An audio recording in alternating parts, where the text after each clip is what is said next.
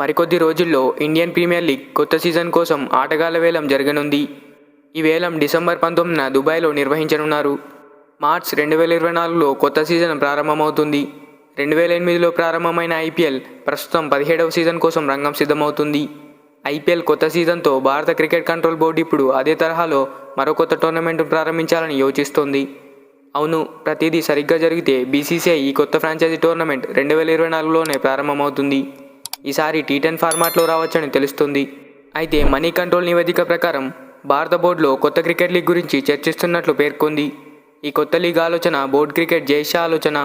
దీనికి స్పాన్సర్ల నుంచి కూడా మంచి మద్దతు వస్తున్నట్లు తెలుస్తుంది. అయితే ఈ లీగ్ ఐపీఎల్ లాగా సీనియర్ స్థాయికి చెందినది కాదు. ఇది టైర్ 2 లీగ్ అవుతుంది.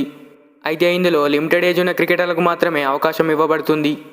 అయితే గత కొంతకాలంగా టీ10 ఫార్మాట్ కూడా అభిమానులను ఆకర్షిస్తోంది. అబుదాబి టీ10 లీగ్పై అభిమానులు క్రికెటర్లలో చాలా ఉత్సాహం ఉంది. భారతదేశంలో ఈ ఫార్మాట్కు సంబంధించిన పెద్ద లీగ్ ఇంకా లేదు. ఇటువంటి పరిస్థితుల్లో దీనిని ప్రయత్నించడానికి బీసీసీఐలో ఆసక్తి ఉంది. ప్రస్తుతం ఈ ఫార్మాట్తో ముందుకు సాగాలనే ఆలోచన ఉంది. అయితే టీ20 ఫార్మాట్ కూడా పరిగణలోకి తీసుకోవడం ఖాయమని తెలుస్తుంది. ఇది కాకుండా ఇందులో పాల్గొనే ఆటగాళ్ల గురించి పెద్ద ప్రశ్న. సహజంగానే బీసీసీఐ దీన్ని ఐపీఎల్కి మ్యాచ్ చేయదు. ఇటువంటి పరిస్థితుల్లో ఐపీఎల్లో ఆడే పెద్ద ఆటగాళ్లను అందులో పాల్గొనడానికి అనుమతించరు. అయితే దీనికి ఏదైనా ఏజ్ లిమిట్ ఉందా లేదా అంటే నిర్ణీత వయసు ఉన్న ఆటగాళ్లను మాత్రమే ఇందులో చేర్చాల్సి ఉంటుంది. ఇది సాధ్యమయ్యే ఎంపిక కావచ్చు. దీని కారణంగా జూనియర్ స్థాయి ఆటగాళ్లు అవకాశాలు పొందే అవకాశం ఉంటుంది.